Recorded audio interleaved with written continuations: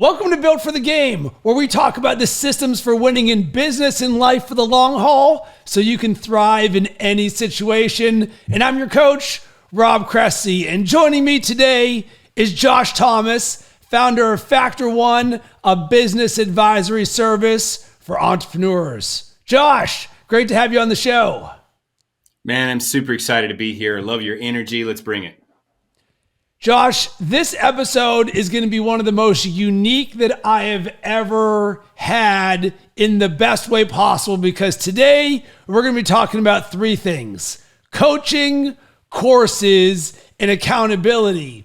And the framework for this podcast is actually the conversation you and I had a few weeks ago around courses, coaching, and accountability. And it was so good that we had to run this thing back because there's so much value, and the world of ChatGPT and AI has really opened up the possibilities for entrepreneurs, business owners, business leaders to do more with less faster. And so many of us out there want to take our knowledge and ideas and translate them into a coaching program or a course or something that both generates revenue as well as creates positive impact in the world. And to get this party started, I'm curious if you have some thoughts in general right out of the gate before we dive deeper into this. Here's the first thing that I'll say to anybody that's looking to start something. The first thing you really have to keep in mind is, what do you actually want to accomplish? It's almost like we have to have the end in mind. If we don't have an end in mind, don't get in the car and start driving around, because otherwise you're just going to be wasting resources. So get really clear in what it is you actually want to accomplish first. And once you have that clarity, then, as Rob says, we can start reverse engineering that plan to figure out how we get there. That's what I would open up with. Cool. I absolutely love that. And what we're going to do now is sort of go up and down the ladder of this creation. And let's start with positioning, because this is something, Josh, I've looked at our notes, no joke, 20 times since our conversation, including the way that I use them in ChatGPT for refining my messaging and my offerings for the things that I want to create, from the headlines to the actual offers themselves. And you said something that was just very profound to me. People don't want to buy another course. They don't want to buy a coaching program. What they want is results. Unpack that. So this is something that I started to realize a long time ago. I sold a really high-end coaching program, like mid 5 figures. And I would get on the phone and then we would book calls. We had a funnel and I would start having conversations. And I had more than 5,000 conversations with new entrepreneurs and investors who were looking to get in for the first time. And man, they've been burned. They made the wrong call. They got sold into some scam. Everything has happened to them. The last thing that they want to buy is another mechanism, another program, another person's mission or message, or now we're getting used to, my processes and blah, blah, blah, blah, blah. What they really want is they want the result. Okay. One of the programs that I sold helped people buy apartment buildings. Nobody wanted to buy a coaching program. They wanted to buy an apartment building. And so what we had to do is we had to position ourselves as the best resource to get that result. And if we have a tangible result, then it becomes much easier for us to sell whatever product or program we have, because it's not about me. It's not about my 1, 2, 3 step process or my shiny object or anything, or even my past or my history. It's about, does my mechanism help you get the result that you desire?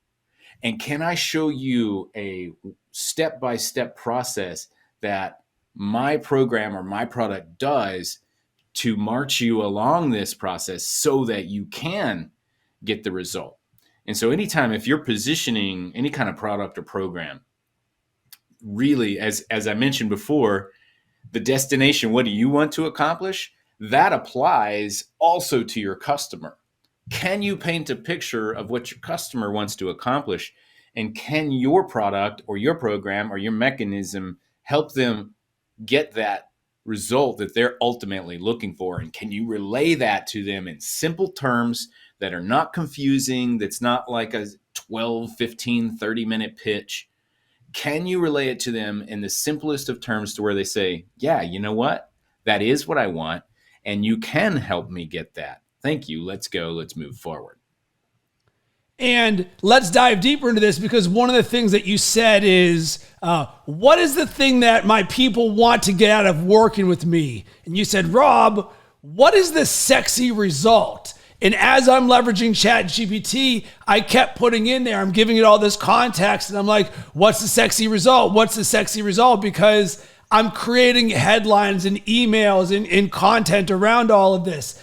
And as someone who is, among other things, a knowledge worker, where you've got these ideas, you've got this knowledge, you see the results and the ways that you can transform your clients, but it doesn't mean that it's easy, because sometimes I chuckle on how hard it can actually be to help people, where you're like, listen, all I want to do is help. And it's like, nah, I'm good. So I'm sitting and then I'm like, sexy result, sexy result, sexy result. And for me, those two words just resonated so much with me, because it's a laser focus and a simplicity that says, what's the sexy result that we're going after that we can help deliver for our clients? Yeah. And the other thing that I'll share about that, the sexy result, sometimes you're dealing with, usually there's multiple avatars out there, and you may have your own, but there's typically at least two.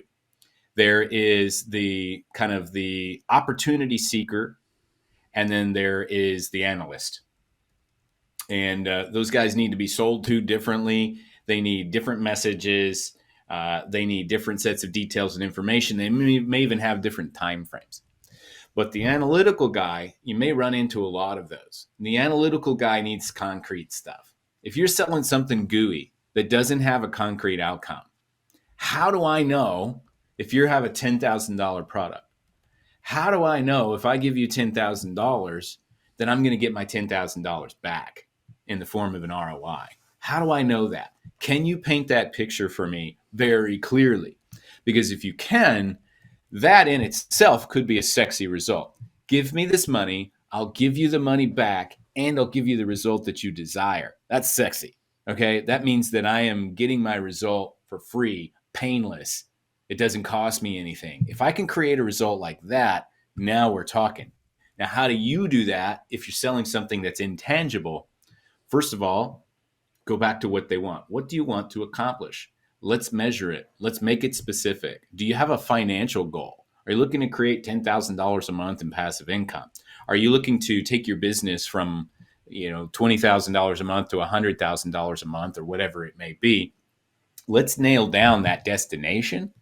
And then let me show you how my program or my product or my mechanism can get you to that result reliably and quickly and with the least amount of pain and effort possible. And oh, by the way, you'll see 100% ROI.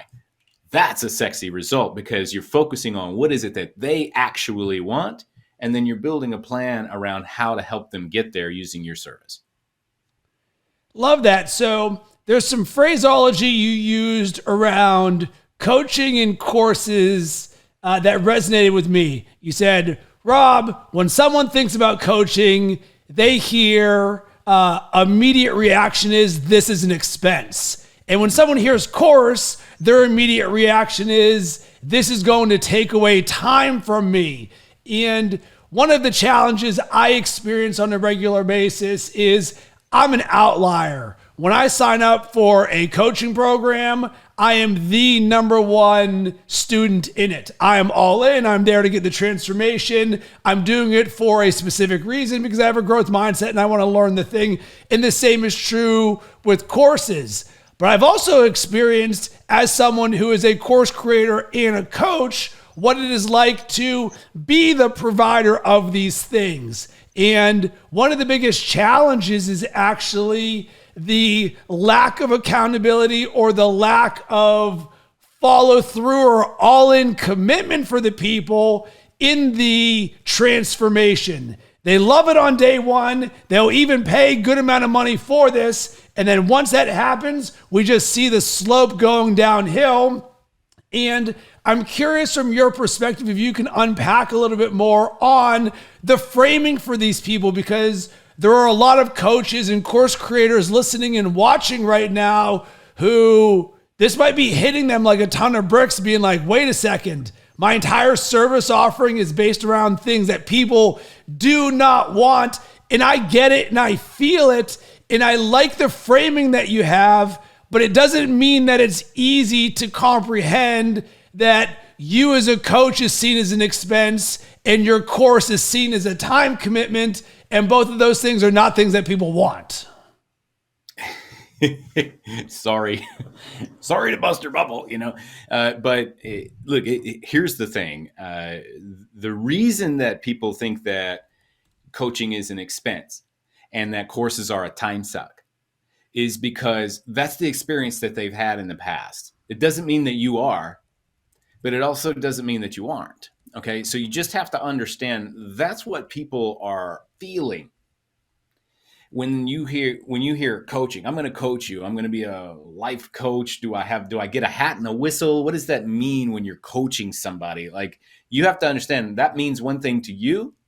Maybe you've invested a lot of money into coaches and into your education and into your business, but you're talking to your end users who probably have not made that investment yet, or they've made that investment and it hasn't turned out for them, either because they didn't implement it or they had a bad experience. So just keep in mind, coach equals expense, course equals time suck. How many courses have you bought in the past where you get on there and there's a guy that's like, all right, guys, yeah, hey, man, we're going to have a good time today. And let me tell you a little bit about when I was 6 years old and like my dad wouldn't get me some ice cream. And then you're like freaking 20 minutes into this thing and you haven't learned nothing.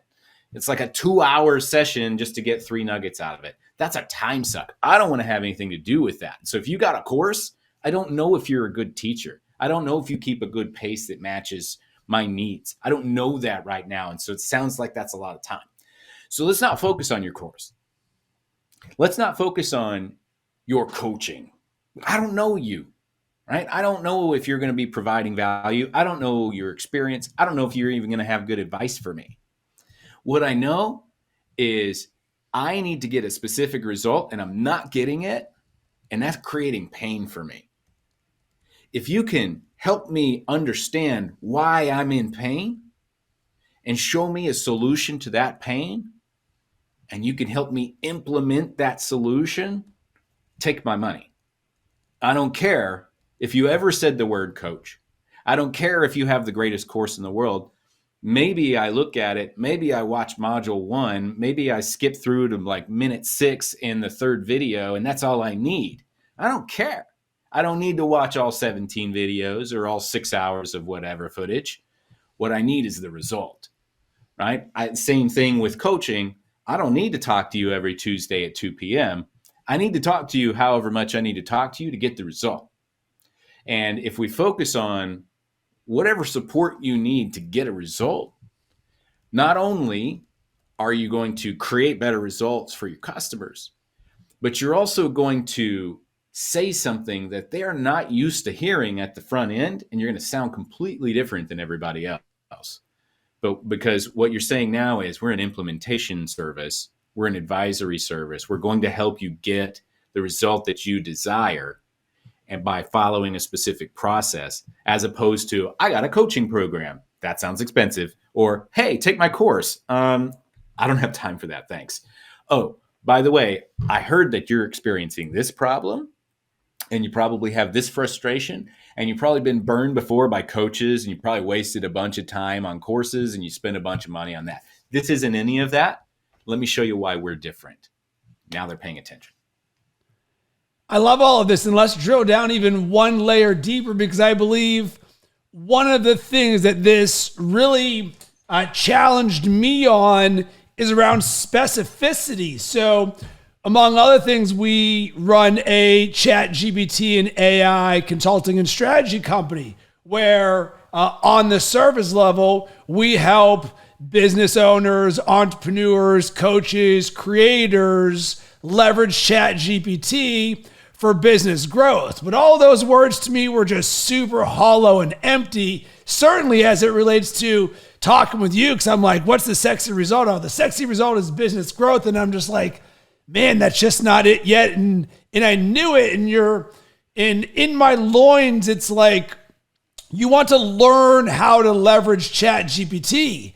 But once again, I'm like, that's not the sexy result. Like, you're not saying I want to learn, even though it's a new thing and it's out there in the world. So I keep just peeling back this onion, like drilling down these sexy results. And one of the things that came out of this process on our end, which really helped, was around the target demographic and who you're speaking to in the service offering that you have. And for the lack of a better term, we can still continue to use coaching and courses in our conversation, even though we all know that's not the thing that we're selling. But for the purpose of this, you are a coach or you have a course or some combination of that. And now we're going to recreate the packaging. And one of the light bulb things for me is actually there's two of them. Number one, we had a course that was actually delivering great transformation with our coaching for our clients. And after talking with you, I was like, there's no way I'm slinging this as a course. It's just not happening. I'm no longer in that game. I'm no longer in the course game. And I rebranded what we do and we called it the ChatGPT Creators Toolkit. Because in my mind, I'm hearing you being like, course equals time suck. And I'm like, that's right. I don't want that. So how can I deliver this transformation without this being a time suck? And the first thing was actually just what in the world we call it. Toolkit becomes a resource that includes tools, strategies, and various tips and things that you can use. It's got a world-class prompt library. It's got videos. It's got various PDFs. Well, now we're cooking with something different. But even then, I'm sitting there and I'm like, this can be even better. And Josh, do you see the difference, though? Do you see the difference between take my course or buy my toolkit? A toolkit sounds useful. A toolkit sounds like I can visualize. I've got a toolbox in my garage right now. I can visualize. I bring my toolbox with me, and I can pull out a wrench or a screwdriver, and I have something available for any job that I might need to do in that moment. I get that. I understand what a toolkit is. A toolkit has inherent value. My grandpa taught me that. My grandpa didn't teach me to go and take a course. He said, son, make sure that you have an organized toolbox so that you're ready for any job. Like, we already have that trained in our brains. Yeah, absolutely. Love it. That's exactly my train of thought. And it even got us, as we speak, this is real time. We were talking about this about an hour ago before this call on, all right, what can we create within the toolkit to help them even get better results in all of this? And Josh, as we're just peeling down this onion, so we're running Facebook ads for this as a way to start getting more people into the toolkit, to start experiencing the transformation, the results that we can deliver, to find the right people who say, you know what, I'm about this life. I want to dive deeper. We can help them. They can be partners, word of mouth, you name it. But then a little light bulb went off for us. And we're like, you know what? The demographic that we're speaking to, yes, we are entrepreneurs. Yes, we're creators. Yes, we're business leaders. But once again, it just felt so hollow to me. And it's a sea of openness where you can help so many people. And yes, entrepreneurs and creators is specific. But you know what was even more specific than that, Josh? Coaches. And we sat there and we're like, the ChatGPT Coaches Toolkit. And we're like, man, we're coaches. We know the pain points that coaches have. And in my mind, I'm sitting there and there you are. And you're like, Rob, sexy result. Rob, sexy result. And I'm like, all right, what is the pain point that they're challenged with? Well, coaches, they're creating blog posts, newsletters, social media content on top of course material. They've got current clients. They're looking for new ones. They're looking to maintain their business. At the same time, they're still looking to be forward thinking and grow their business. And how in the world do they have time to figure out all of this stuff? And that's when we're like, oh, we get all of that. We can help you double your content in half the time with our coach's toolkit, which, Josh, brings me to the next thing for you around the sexy result is your ability to turn something objectively tangible and measurable. So instead of you're going to learn ChatGPT, it becomes we're going to double your content in half of the time. Now, all of a sudden, we've got some metrics that we can put something around to drill down in this result. And then the sexy result there, we're going to double your content in half the time so you can sexy result. So right. You can sexy benefit. So you can whatever. We're going to give you this result so you can get this benefit. And that's the one thing that most of us kind of miss when we're adding or listing we're bulleting out all of the cool features of our course or our toolkit or our whatever. So what? What does that do for me?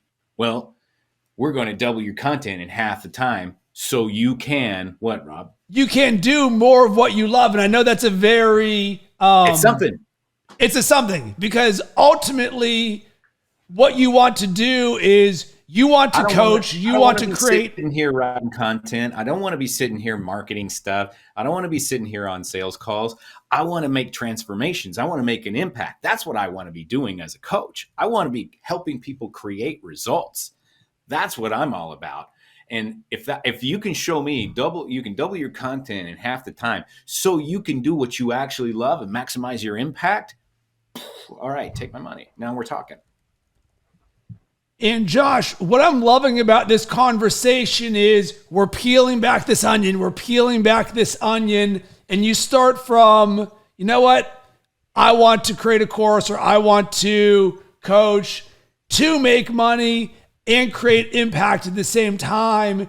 And look how specific we are getting on all of this. And so often on a journey, and I know that I've felt this, that if you're not creating the results that you would like, or at least at the level that you would like, you sit there and you just keep asking yourself, you're like, what am I not doing right? What am I not doing right? And you're like, I'm putting in the action. I know I'm great at what I do. And sometimes there's just that like 1 degree turn where you reframe it. Instead of being like, this is the best ChatGPT course in the world, it becomes, let's double your content in half the time so you can do more of what you love and not be marketing all day. And all that is reframing of something, and it is both super simple and also super challenging if you're not a part of a conversation like you and I are having right now. Yeah, there's always a difference between something being really simple and being easy to do. It's simple to understand. It's not necessarily easy to do. It's there was a Steven Tyler, who is the lead singer for Aerosmith. He always walks around in like these weird clothes and like he's kind of dressed like an old woman, half the time. But he was famously quoted as saying, it costs a lot of money to look this cheap. And the same thing happens here. It takes a lot of time to make something look easy. If you think about an athlete or a musician that performs seamlessly and effortlessly, they're in the gym at 4:00 in the morning shooting the ball. They're in the practice room until 10:00 at night, practicing that one passage just to get it right so that they can get up there and make it look really easy. And you as an entrepreneur, you have to go shed the wood and put in the time to take whatever amazing, cool, complex concept that it is that you're developing and squeeze it down to like 4th grade English so that you're speaking to my lizard brain and you trigger all of these fight or flight mechanisms that make me say, I better follow this guy or I'm going to be left alone in the savannah and the saber-toothed tiger is going to get me. I mean, like that's really what you have to do in order to grab somebody and get them to convert is you have to trigger all of those thoughts that make things ape simple so that they can say, yes, this is absolutely what I need. It's crucial to my survival. All right, so here's the next level of this, and it becomes pricing in value ladder, where you say, how do I get someone into my world, aka data capture, and then what is my sequence for nurture, know, love, and trust? What are the various ways to get someone into my world and keep moving up to the higher level? And one of the feedbacks that you gave us around our program is that our ChatGPT cohort is $749 to be a part of it for the first month. And you said, Rob, you know what? You're sort of in no man's land. You're in the middle. You could be $197 or $297, or you could be $2,500 or $3,000. And for a lot of people who are new to both coaching in air quotes course creation, that you sit there and there might be just one offer of this is how I do things. But let's talk about pricing strategy in value ladder, because I think it's going to provide a lot of value to people, because there is going to be a lot of entrance into the course and coach market. And I say this in a good way, because ChatGPT has given us the ability to do more with less faster. And what previously would have taken a year to build a coaching program and a course to deliver the transformation for your clients, that can be done in less than a month. It can be done in a week. It can be done in a day now. So now your ability to impact more people is possible, but also understanding the mechanisms of how do I get people into my world? How do I price what I do? And what does that look like? Yeah. So, I mean, that's a big onion to peel back, Rob. So, but what I can tell you is there's a lot of science. There's a lot of theories. I've been around a long time. I've been surrounded by marketers for more than a decade. There's a concept of what's called the ascension model. And the ascension model basically says, let me give somebody an easy entry into my funnel, a few dollars, and then they're going to implement that, and then they're going to move up to the next thing and the next thing and the next thing. And then eventually they're buying the most expensive thing from me, like kind of like this linear ascension. I've never been a huge fan or believer in that, just because I have witnessed it happening in so many different ways. I have seen people buy a $7 product from us and then buy the 27 and then buy the 97, et cetera, et cetera, et cetera. I've seen that.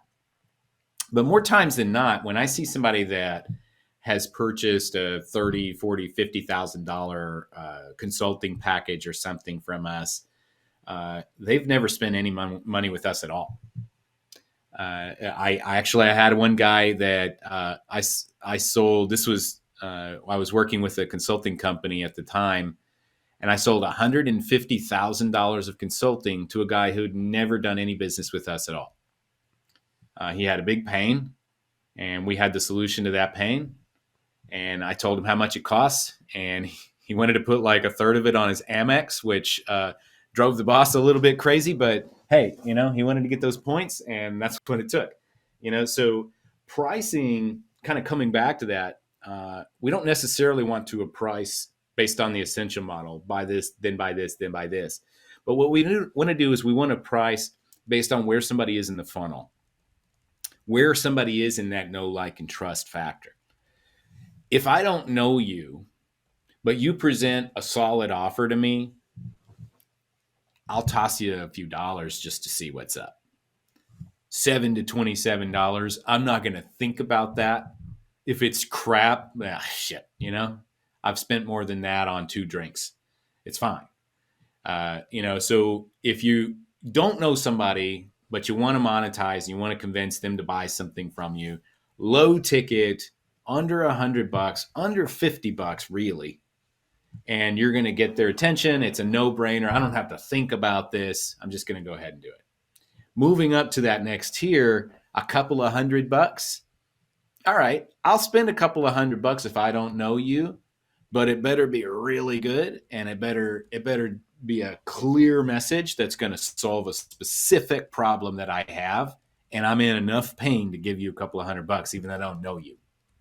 Right? Now, once I know you, though, then we can move up into the next tier, which it used to be 10 years ago, like $1,000 was like that's how much programs went for, and then we pushed the envelope and we got up to $2,000. I think right now, some people are getting away with more, but I think right now, as far as without having to talk to a salesperson, $3,000 is kind of the limit. You might be able to go a little bit higher than that, but somewhere between $2,000 and $3,000 is kind of like that upper sweet zone, sweet spot of what you can actually sell a course or a program for through automation, online, digital kind of, a auto webinar or even a live webinar without having to talk to a salesperson. Once you get past that, your best bet, and people may argue with me on this, but your best bet is to put people through a book a call funnel, get them on the phone, triage them, take them through a discovery process, find out if they're qualified, if they're a right fit. And then if you've gone through all of that, then you can make an offer to them that's $5,000, $10,000, something like that. If you're going north of $10,000, again, it has to be a big pain, and you have to be providing a significant solution that is going to create a high dollar result, and you can draw a straight line between them investing whatever it is they invest with you and a tangible result that they believe is possible. And there's a whole other set of things about decision-making beliefs and check boxes and everything that you have to go through as far as getting on a sales call and getting $10, $20, $30, $50,000 out of somebody on a single call. There's actually 8 of those decision-making beliefs that you have to go through before you can even make an offer. But once you've checked off those 8, then making the offer is, a couple of minutes, you answer some questions and you get the funds. And so that's where I would kind of put those pricing tiers. So give a no-brainer, like, all right, I don't know you, but I'll give this a shot, sub $50. A tool or an attractive solution to a real problem, couple of $100. An online training program that doesn't require a salesperson, $2,000 to $3,000 is cool. If you want to go north of that, like 5,000, 10,000 or more, that's probably going to be a book a call funnel. And if you're north of 10K, like 20, 30, 40K, then you really have to be providing a transformational solution that has a straight line, tangible, believable process to a positive ROI. And I can dive deeper into a lot of that stuff if you want, but that would be my overview, kind of based on my experience. Love that. You have a few more minutes for a few more questions. I got all the time in the world for you, buddy. Fantastic. One of the things that I think people might be wondering about right now, you'd mentioned previously you did 5,000 calls. So you hear how did you do 5,000 calls? We're talking about the offer, the positioning, the pricing, the value ladder, if we have it or not. But someone who's just starting out or who's seasoned at this as a coach or a course creator goes, wait a second, how in the world did Josh do this? So can you give us a cliff notes on the system? Because a lot of times I think what people miss is it may not have been as hard, like you're not just sitting there just pounding, but there's a system behind everything that you do because systems scale. And I find this is probably the number one area where most people lack is they don't have scalable systems in all that they do.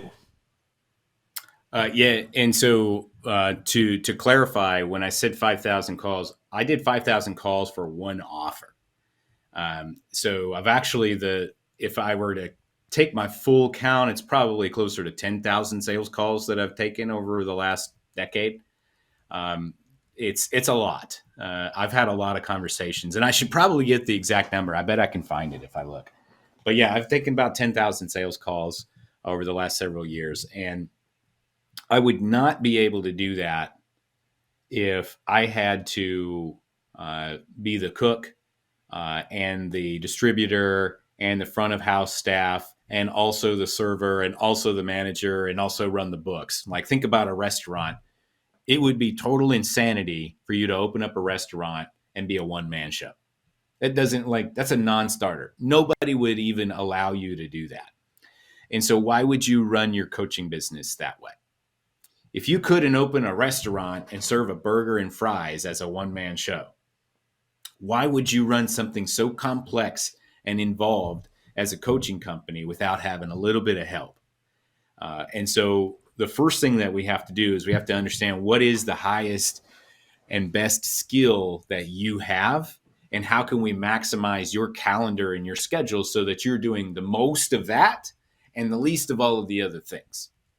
And so for me, my highest and best skill was being on the phone and talking to entrepreneurs, either helping them get clarity on what kind of decision they wanted to make as far as working with us or not, or actually delivering the result of what I had promised them and they gave me money for.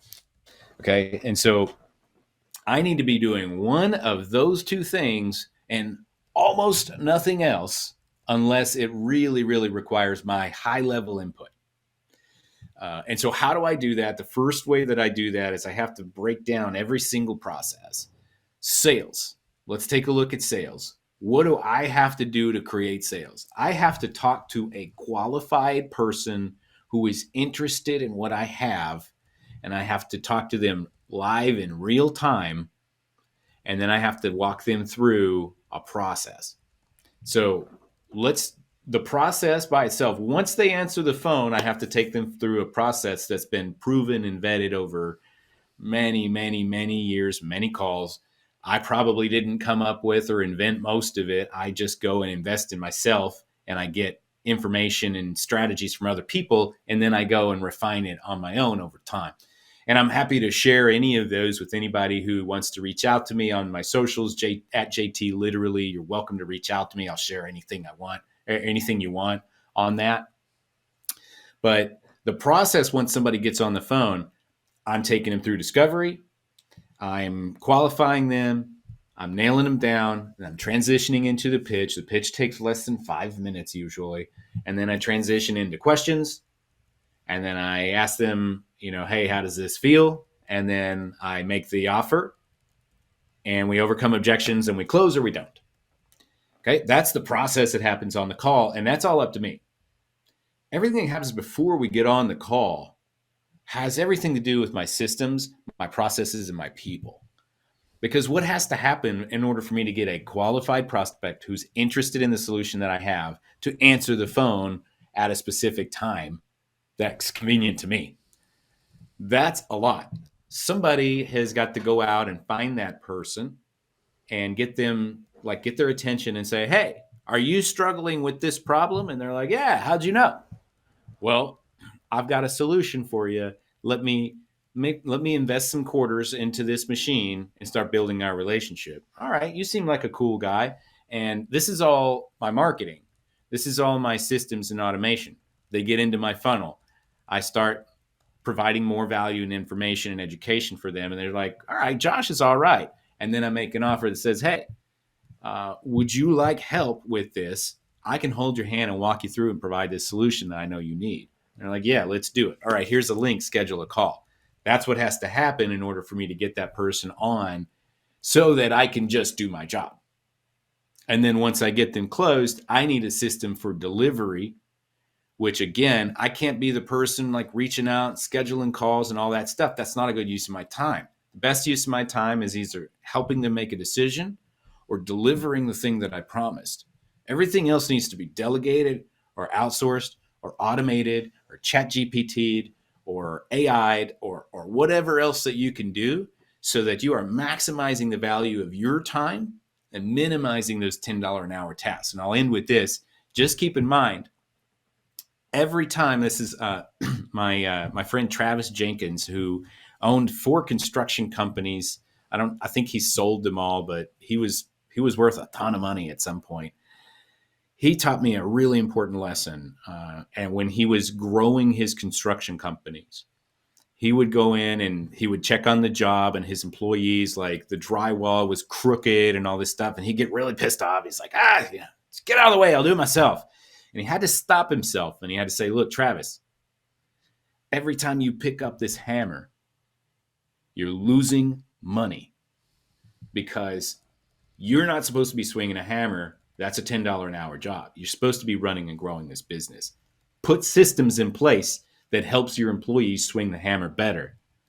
That's a better use of your time than swinging the hammer and just getting it done real quick because you're here and you're the best. Keep that in mind when you're going through your day.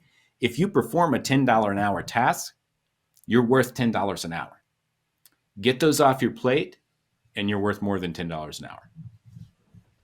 Absolutely love that. There's so much just goodness in there, but what I hear is systems and processes. We're just stacking those in the beginning, in the middle, at the end. Everything is a series of systems and processes, which is actually one of the things that really excites me about ChatGPT is the ability to speed up our ability to create systems and processes, transcribe them, create Loom videos, give them to our virtual assistants or our team members. Josh, last question for you, and this is all around accountability. And accountability is something that, for me, is a hallmark of who I am. I think back to when I read Extreme Ownership, Jocko's book, for the first time, and that really set my foundation as a leader, that everything is on me. And of course, this is also, to get to that point, you need to be self-aware and understand that you're in charge of every single aspect of your life. And then you also need a growth mindset that says, hey, I'm not stuck here. I can make everything better. Then you understand that, all right, everything in my world, I can make better. And when you come from this place, boom, you can build a rocket ship. But the challenge that coaches and course creators often face, and you know what, high performers as well, because none of us have 100% accountability in anything. We have systems and processes to improve the results that we have and to shrink our dispersion for how far off of center that we get. But accountability is something that is challenging for a lot of people because accountability is oftentimes about self-accountability, your ability to audit yourself. So you know that when you are getting off center, you've got a trigger or a mechanism that says, yo, you're getting off center. Let's get back to where you want to go. And accountability, if we're hearing everything that Josh is saying, it's systems and processes and it's results. But to get to that, accountability is so important because I heard a stat that was like the average course has a success rate of only 3% completion. But when it is turned into a cohort, meaning there's a live component to it, the success rate moved up 75%. And as someone who is a course creator, I've experienced that as well. And you sit there and you're like, I will do everything I can possible to help you get the results. And then people just don't show up after they give the money. And it's a very frustrating thing. And you'd said, Rob, there's a thing called the 85% rule where our goal, and actually, Josh, I'm going to allow you to unpack the 85% rule, but we're going to end on this: accountability in getting better results for your clients. Yeah. So first of all, thank you for that. So accountability, there's three different ways. There's three different points, if you will. If you made a triangle, there's three different points of accountability. Most of us are only aware of like one, maybe two. And so accountability really is 3 points. There's internal accountability, there's external accountability, and then there's time-based accountability. And what I mean by that is internal, that's your personal integrity. I said I'm going to do this, and I'm going to follow through for me, for my own personal integrity. Now, relying on that, you have about a 25% chance of following through because things happen, you forget, it's not a priority, whatever. I'm going to go to Greece. All right, cool. My chances of going to Greece are about 25%, which means if I say I'm going to Greece every year for the next 4 years, I'll probably go one of those years. Now, then there's external accountability, which means I'm accountable to somebody else. Rob, I'm going to take a trip to Greece, and I'm going to take you with me. Now my chances of going to Greece goes up significantly, but it's not 100%. It's actually, according to science, it's about 65%. So that's where time-based accountability comes in. Rob, You and I were going to Greece, and we're going to sit down tomorrow afternoon at 2 p.m., and we're going to plan out our agenda, and we're going to buy the tickets. Now that I've put a deadline on it, where we're going to take a specific action, my chances of following through and taking that trip to Greece is 95%, according to science. You're almost guaranteed to perform the task you said you were going to perform if you have all 3 points of that accountability in place. Most of us will only do one. Some of us will do two. Hey, I need an accountability partner. Hey, man, will you hold me accountable? Make sure I do this stuff? Yeah, sure, buddy. It's not enough. It's good, but it's not enough. You have to put a specific, tight time frame on it to make sure that it actually gets done in a specific time, and then your chances are almost guaranteed. That's accountability. That's what we do in Factor 1, by the way. It's the one thing that's been missing from most entrepreneurs. You don't necessarily need more information or education or training. We've got that if you need it. But what you really need is you need clear goals. You need the systems to execute those goals. And then you need the accountability to make sure that you follow through and get the work done. That's what Factor 1 really is. That's why I built it. Now, as far as the 85% rule, this one was really fascinating. I do a ton of research on productivity. And I'm always looking for like the next thing. And the 85% rule basically says a bunch of scientists got together and they were observing people performing certain tasks. And they found that when they made the test too easy, their test group was not performing very well. Like they weren't putting in much effort. They weren't learning a whole lot. And then when they made the test too hard, too many people were failing and they didn't get an idea of what success looked like, and they got discouraged and they would just give up and stop trying. And so think about in school when you were taking a class that was super easy. Did you learn anything in that class? Probably not. If you were taking a class that was super hard, I remember I got into my first year of college, they thought I could take calculus, and I got into calculus and I'm like, I don't know what the hell this is, man. And so I just like stopped trying because I couldn't learn anything. I was failing so much. And so there's apparently this sweet spot of failure where if you're failing about 15% of the time, which means you're succeeding 85% of the time, a solid B, if you're thinking about a class, if you're getting a solid B in a class, that is your optimal point of progress and learning, because it's just challenging enough to keep you working, but it's not too hard to where you get discouraged. And so how do we apply that to being an entrepreneur? The way that we apply that to being an entrepreneur is, are you waiting until everything's just right and you got all your ducks in a row and you know everything that's going to happen before you start? Because if you're doing that, you're doing yourself a big disservice, because that last 15% you're supposed to figure out as you go, which means that you're just spinning your wheels once you pass that 85%. Also, you definitely shouldn't start something that you know absolutely nothing about, because that could lead to higher level risks and quick failures. You could lose a lot of money and piss a lot of people off and lawsuits and all that other stuff. And so what you want to do is you want to do enough research to where if I started this thing today, I'm going to get about 4 out of every 5 decisions right. And I'm probably going to mess something up here and there, but I can recover quickly because of all of the other wins and successes that I've had. One of the best ways to do that is to wrap yourself around with accountability to make sure that you're actually executing, because as human beings, we don't like to take risks because risks are perceived as threats in our brains.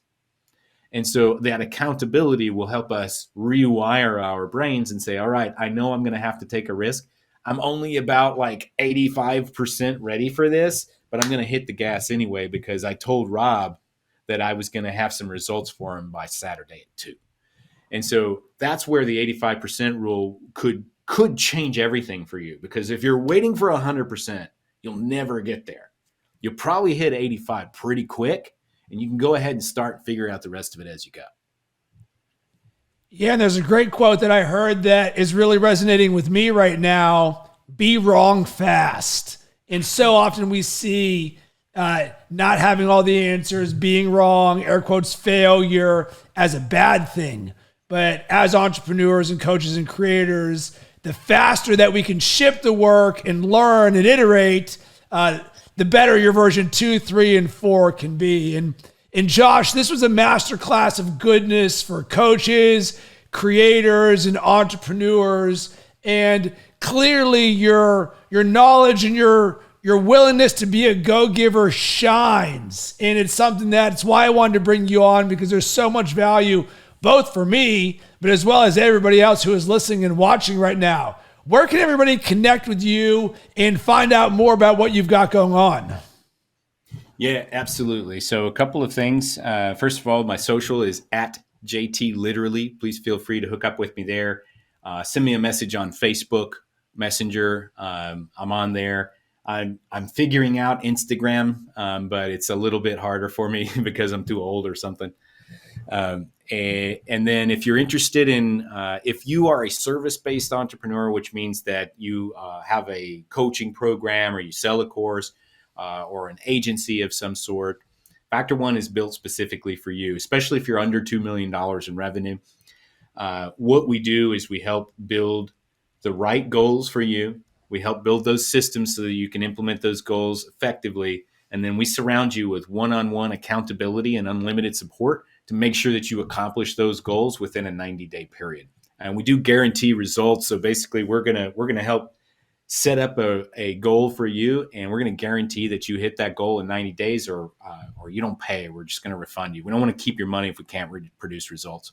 So if you're interested in that, you can go to iamfactor1.com, because you are Factor One for your own success. And that's what the entire business is built around, taking personal responsibility for the results that you produce in your life and your career. iamfactor1.com. And then one last thing, I also have a free weekly panel discussion called the BYOB Lunch Club.